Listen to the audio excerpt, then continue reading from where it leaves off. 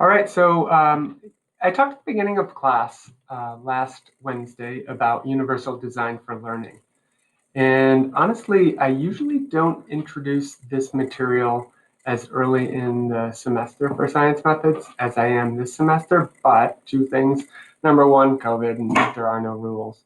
But number two, it seems particularly germane relevant based on some of the changes to the learning that's been happening and the way the learning experiences have been designed. Some of the variables that have gone into the design decisions that have been made by your teachers about your learning experiences. So with that, assignment 2-1. So universal design for learning, this is just an intro. We'll get to know it in a lot more detail. And in it, you'll start with just kind of a general intro, and then I'm going to ask you to use that, what you know, to reflect on your first few weeks of classes of learning using that UDL lens. And it might be helpful for you if you click on this, it'll take you down to the bottom of the page to review some of the stuff we talked about at the beginning of class. But that would be helpful if you did that. What you're going to submit is simply respond to items A through K in a format that allows you best to express your thinking, your understanding, and that you'll be able to submit via My Courses. You don't need to use a single uniform format for submission, but it's no problem if you do. There's no implied oh, you got to be all creative and have video here and audio there. Just whatever works for you in terms of the constraints that you have. Just respond to items A through K. And so for an example, if you want to use a screencast, like I use Screencastify, which you see on the window there, that's what I'm using to make this right now.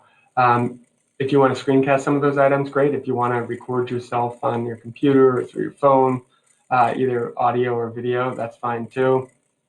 Write responses for some of them, that's fine. Write a rap. I had someone do that last semester. It was pretty good. And then, it's really up to you. The goal, though, and keep this in mind for all of the submissions and kind of the work this semester, the goal is for you to choose the format that allows you to most authentically express what you're thinking. All right, so the details of the assignment, there's two parts. One, the first part is the overview of UDL, and that's prompts A through F. And then the second part is the reflecting on your learning experiences, that prompts G through K. So for the first part, you're going to start by looking at a diagram that just shows the overall architecture. You don't need to do anything with this necessarily, but I have this illustration just to kind of show you the architecture of how it's organized. And folks in the past have said it was really helpful to have this diagram, and it was super helpful to be compelled to look through it before looking to the other material. So first look through the diagram below, and you'll see it's organized by principles, guidelines, and checkpoints. And put another way, there are 3 UDL principles. 1, 2, 3. There are 9 UDL guidelines. 1, 2, 3, 4, 5, 6, 7, 8, 9. And there are 32 checkpoints.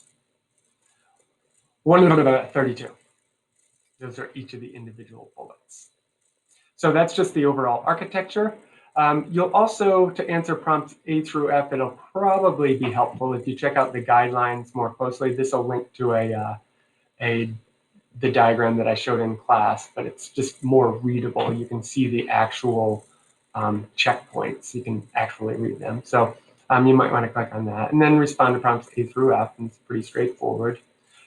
For this, E through F, just general preferences of how your teachers represent the stuff that you need to access to be successful with class, and then your general preferences for expressing your thoughts and ideas to a teacher or to the class or whatever.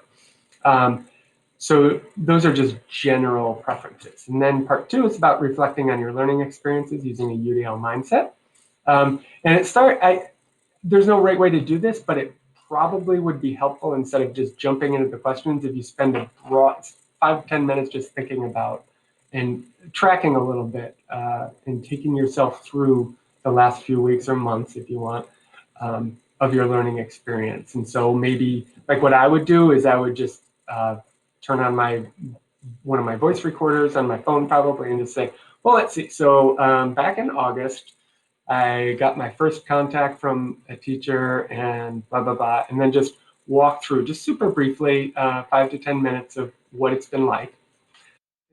And you don't need to submit anything for this. It's just to kind of fuel grist for the mill, if you will, which rhymes every time. Then respond to prompts G and H. And so prompt G, they're the same questions, just prompt G is related to this class, science methods, and prompt H is for learning experiences you've had outside of this class, so other classes. But G and H are simply, for this class, what is one thing that has supported your learning, and is one thing that has been a barrier to your ideal learning. I was a middle school assistant principal. My skin is thicker than an elephant's. Please, I wouldn't ask if I didn't want to hear. So don't say, oh, everything's been great, because it hasn't been. And if you need help identifying things that haven't well supported your learning in my class, maybe you haven't been in my class these first few weeks.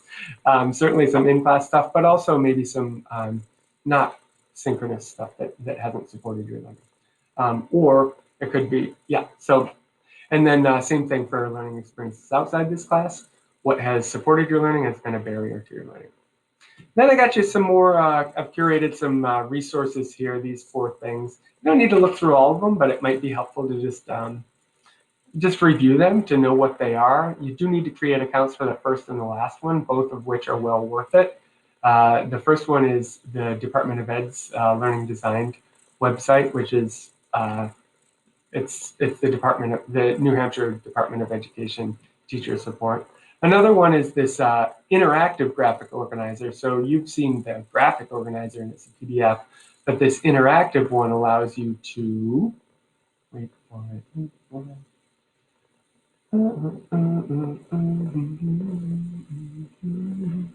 Okay, so this one's interactive in that it looks the same, but you can also click on any of the particular items and it'll get you a little more detail about that item if you want to learn more. So those are some curated resources, and then answer items I through K. So in general, if you think about all of your learning experiences, including mine, my class, and just in general, for how have your teachers designed the learning experiences just in totality? Which of those 3 principles of providing options for engagement, providing options for representation, or providing options for action expressions have been best exemplified or realized by how your teachers have designed your learning experiences? And just give a quick example of that. So the next question is kind of the opposite of that. Just in general, which of those 3 principles have been least exemplified or realized by the way that your teachers have designed your learning experiences? Give an example of that. And then finally, item K, if you had a magic wand that could change one thing about the way all of your teachers uniformly design your learning experiences, and this is for you and your learning, it's not, don't say, I wish I wish they would change something that would benefit everyone, even though it might. We're talking about you. Pretend you're the only one in the class, and this is the focus is on you. And if you had a magic wand to change one thing about the way that all of your teachers design your learning experiences, what would you change and why? And then think about that change and which of the 32 checkpoints do you think best describes, or is that change categorized? Would it be categorized in? And if it's like actually it's both of these, get that down. It's not about getting correct. It's about just taking a look at the checkpoints and getting to know the UDL guidelines. So as always, that was longer than I thought it would be, and it wasn't very verbatim, but I hope it was helpful. And as always, if you have questions, let me know. We'll talk soon.